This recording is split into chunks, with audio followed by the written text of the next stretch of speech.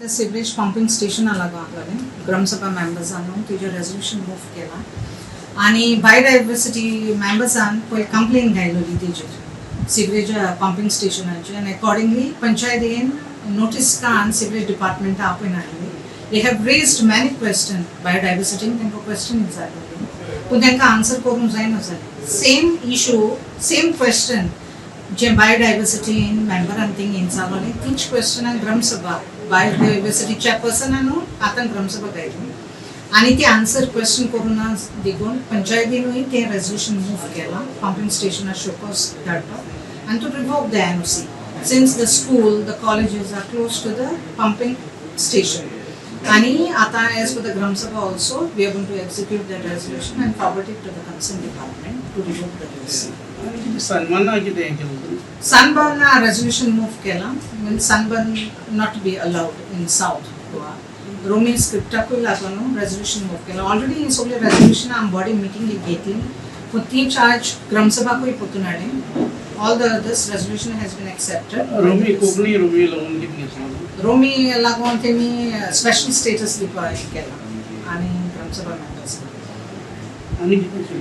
आणि tenant verification लागून आपले Gram Sabha members अंगेले.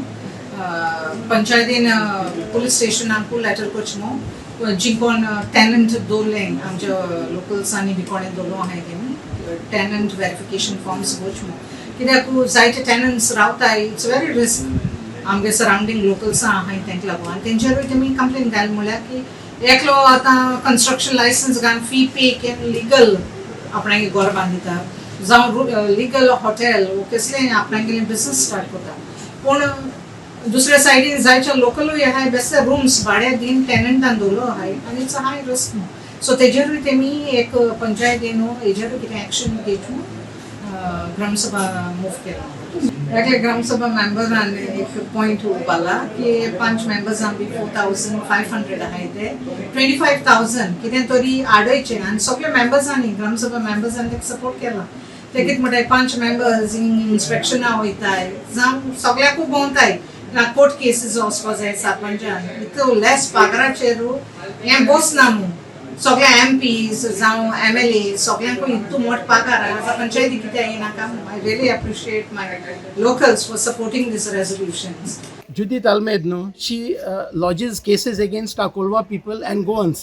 Now she has gone even to Supreme Court and her lawyers charge 7-8 lakhs for one sitting. Where does this woman have this money? We want to know that. The Colva people want to know that.